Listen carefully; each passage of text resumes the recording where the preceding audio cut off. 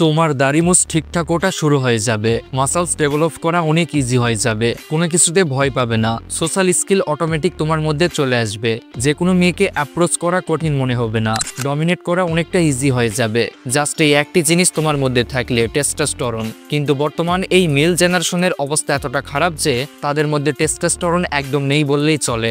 অনেক রেয়ার কেউ বের হতে পারে যার মধ্যে পর্যাপ্ত টেস্টোস্টেরন আছে। অথচ অতীতে আমাদের এই বাংলাদেশেই মোস্তফা কামাল ও মতিউর রহমানের মতো বীরশ্রেষ্ঠ যোদ্ধারা জন্ম নিয়েছিল।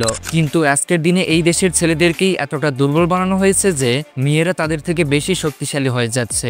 অতীতে কাজ করার জন্য লোক অনেক কম ছিল, এই জন্য জনসংখ্যা বাড়ানো হয়েছে। কিন্তু বর্তমানে যারা রিচ পিপল তাদের কাছে পর্যাপ্ত টাকা, পর্যাপ্ত লেবার আছে, এই জন্য যারা এখন এক্সট্রা লোক আছে ধনীদের জন্য তারা এখন মুসিবত। এই লোকেরা শুধুমাত্র ধনী লোকদের কম্পিটিশন বাড়াচ্ছে, এছাড়া বিভিন্ন রিসোর্সকে তারা সংক্ষিপ্ত করছে।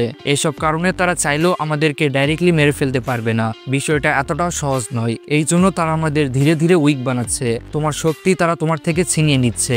যেখানে তোমার 20 বছরে পর্যাপ্ত পেশি শক্তি হওয়ার কথা, সেখানে একজন এভারেজ পারসন সেটা পাচ্ছে 40 বছর বয়সে। Can you imagine this? তোমার শক্তিকে তারা ছিনিয়ে নিচ্ছে, যাতে তোমাকে যেটা দেওয়া হচ্ছে সেটাই অ্যাকসেপ্ট করে নাও। আর খেয়াল করে দেখো, বর্তমানে সেটাই হচ্ছে। তোমরা ঘরের এক কোণায় বসে আছো, পুরো জীবনের অবস্থা খারাপ, কিন্তু তারপরেও তুমি এখনো চেষ্টা করছো না তোমার জীবনকে ইমপ্রুভ করার জন্য। এই জন্য স্পেশালি বর্তমানে তোমার টেস্টোস্টেরন লেভেল হাই হওয়া খুবই প্রয়োজন। এখন আমি তোমাকে এমন কিছু পয়েন্ট বলবো যেগুলো তোমার টেস্টোস্টেরনকে ধ্বংস করে দিচ্ছে। এরপর এমন কিছু মেন পয়েন্ট বলবো যেগুলো তোমার টেস্টোস্টেরন লেভেলকে হাই করবে। ফার্স্ট যে বস্তু সেটা হচ্ছে প্লাস্টিক। প্লাস্টিকে অনেক বেশি পরিমাণে অ্যাস্ট্রোজেন থাকে। অ্যাস্ট্রোজেন হচ্ছে একটি ফিমেল হরমোন যেটা টেস্টোস্টেরনকে নষ্ট করতে থাকে। তুমি যে প্লাস্টিকের বোতলে পানি পান করো, যার ফলে তোমার মধ্যে অ্যাস্ট্রোজেন লেভেল অনেক বেশি ইনক্রিজ হয়, যার কারণে টেস্টোস্টেরন লেভেল কমতে থাকে। আর প্লাস্টিক প্রায় সব জায়গাতেই রয়েছে, তোমাকে এসব থেকে ব্যস্ত হবে। তুমি যতটা পারো প্লাস্টিককে এড়িয়ে চলবে। প্লাস্টিকের বস্তুতে পানি রাখা এখনই বন্ধ করে দাও। ডোন্ট ওয়ারি, আমি এসবের সলিউশন এই ভিডিওর সামনে বলে দিব। সেকেন্ড যে জিনিস তুমি করবে না সেটা হচ্ছে masturbate. One of the feminine subject যেটা তুমি ইজিলি করতে পারো, মন চাইলেই মাস্টারবেট করতে পারো। একটি গার্লফ্রেন্ড বানানো এতটা কঠিন নয় যতটা তুমি মনে করো। তুমি এই মাস্টারবেশনের অভ্যাস কোনোভাবেই ছাড়তে পারছো না, যার ফলে তোমার টেস্টোস্টেরন লেভেলে অনেক ইফেক্ট পড়ছে। তোমার অ্যাকশন হওয়া উচিত মাস্টারবেশনকে ছাড়ার। আর বর্তমান যুগে মাস্টারবেশন করানো এমন কাউকে খুঁজে পাওয়া প্রায় অসম্ভব। বর্তমানে মাস্টারবেশনকে একদম নর্মালাইজ করা হয়েছে। প্রতি দুজনের মধ্যে একজন পেয়ে যাবে যে মাস্টারবেট করে। আর শুধু তাই নয়, সেটার গল্প সে তার বন্ধু বান্ধবদের শোনায়। হ্যাঁ, এতটাই নর্মালাইজ করা হয়েছে এমন একটি ভয়ঙ্কর বিষয়কে।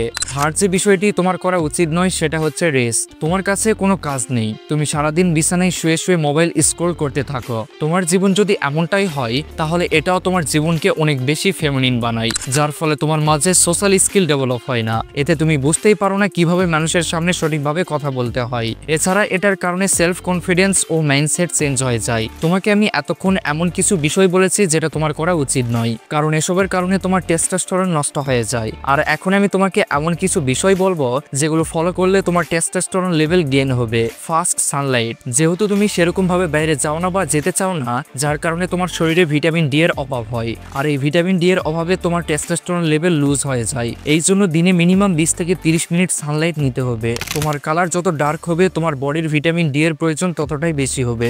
এখন তুমি যদি ভাবো রোদে গেলে তুমি কালো হয়ে যাবে, তাহলে তোমার পিঠে সানলাইট গ্রহণ করো। এতে তোমার বডির সামনের দিকে কালো হবে না এবং তোমার ভিটামিন ডি এর অভাব পূরণ হয়ে যাবে। সেকেন্ড, তোমার ফ্রেন্ড গ্রুপ। তুমি বাইরে যাও না, কারোর সাথে কথা বলো না, এটা সবচেয়ে বেশি ফেমিনিন ইন্টায়ার হয়। তুমি বাইরে গিয়ে কোনো কাজ করতে পারো। আই ডোন্ট রিয়েলি কেয়ার তুমি কি করছো, কিন্তু কিছু একটা করো বাইরে গিয়ে। বন্ধুদের সাথে ফান, আড্ডা, যে কোনো কিছু করো, কিন্তু পুরো দিন বিছানায় পড়ে থেকো না। এটা করার ফলে তোমার থিঙ্কিং পাওয়ার বাড়বে, ডোপামিন লেভেল পারফেক্ট হবে। Third, water intact. প্রতিদিন তোমাকে অ্যাটলিস্ট 4 to 5 লিটার পানি পান করতে হবে।